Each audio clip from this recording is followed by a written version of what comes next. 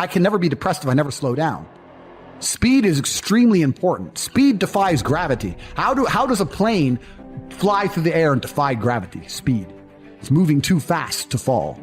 If you're always attacking life, if you're always doing things, if you're always making more money, if you're always traveling the world, doing this, doing that, new car, here, there, new podcast, meeting James English, boom, boom, boom. If you're always doing things all the time, unhappiness can't catch you. But I also know that speed is a fantastic way to be happy all the time. I'm always looking forward to something. I wake up every day excited. I'll go do this today. I'll go do this today. I'll go do this today. And I very much live my life in a frame of, not I have to do this. It's very much I get to do this. We don't live in the real world. We are living in a reality where we're told stories and narratives that aren't true, where they try very hard to distract us with garbage. Rihanna. I have nothing against Rihanna. Like, I don't know her. But when I see a concert and I see hundreds of thousands of peons standing amongst peons. What are they? Peons. It's the people who go to these concerts. Right. Peon means peasant. Standing at, because this is an education in language. No, but they are peasants because they're acting in a peasant way. They're acting like peasants. Hundreds of thousands of people in a crowd looking up at somebody like they're God, jumping up and down for hours on end. You're a peasant. You're a peasant. And your life's shit, and you have no achievements, no money, you're depressed, but you're distracted. I am a feared competitor in anything I do. Anyone who's up against me at anything is going to feel a degree of nervousness just because it's me. It doesn't matter what it is. If you say, look, you're going to go learn how to play piano, and you're going to play against someone else who's never played piano, and you're going to learn, and that guy's Andrew Tate. You're going to be like, oh, for fuck's sake. I can't even play piano. But part of them is going to be like, oh, not Tate. Even though I have no piano experience, because they just know me. They know my mindset. They know my determination. They know I'm stubborn. They know I don't quit. They know I'm going to win. That's just who I am. So I've constructed a mental model that allows me to be competent and to always succeed. And that's how I've come to the conclusions I've come to. And I truly, once again, don't understand how people go through the world with any other mental model. I get asked all the time, well, what do you feel? Or what about happiness or depression? That doesn't even... How I feel doesn't cross my mind. I don't know how else to explain it. There are days where I'm pissed off or sad or happy. It doesn't cross my mind. It's just like I woke up, whatever mood I happen to be in, I have things I need to do. It's a busy day. Zuby's here soon. I need to go training before he gets here. I had a meeting with the bank at 7:15 a.m. I have shit to do. Like, I didn't cross my mind if I was happy, sad, excited. I just had to work. There's very few things in this life we actually have any control over. Let me tell you the fact, the number one facet. With G mindset, your life is never going to be worse.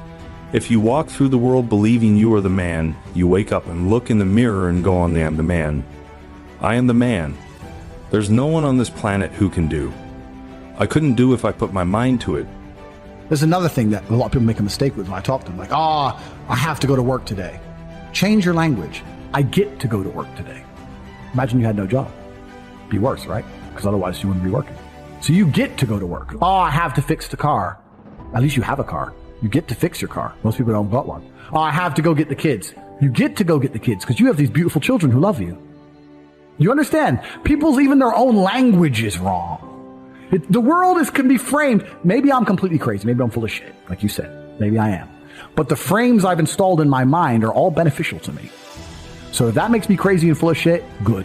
Because I can't become depressed. So you can sit there and tell me I'm full of shit while you're depressed, and I'm happy. And I would never want to adopt the thinking of a depressed person. They've distracted you with this idol, whoever it happens to be. Put them there, and the peasant's like, yeah. And then they go home, and they're told something by the news. Let's make up a completely false scenario. Be afraid of the common cold. Okay, and then anyone who comes back and says, why are we afraid of the common cold? They delete their point of view. They shut them up to create a false reality. So people are living a life where they're working a job, they're being enslaved by the machines for their tasks, but their mind is distracted by garbage and only fed a fake story, and they're living inside of a computer-generated simulation. They're living inside of a world that is not real. They don't live in a real world. A lot of people live inside of the matrix completely, especially the people who dislike me. So I think my mental model, to a degree, I'm certainly not a person who doesn't feel emotions, because we're all human. I certainly do. But I've never prioritized them in any regard. I haven't built a mental model that affects, I haven't put them in the middle of my mental model and then affected my actions based on how I feel for each one. It's absolutely and completely the opposite. I would love to do a podcast on a day where I'm particularly sad and a podcast on a day when I'm particularly happy. And I guarantee you, you will tell the difference. So that's what allows me to be competitive, right? Because if you're competitive, if you want to be the most competitive predator on the planet, you have to be able to hunt in the day and the night.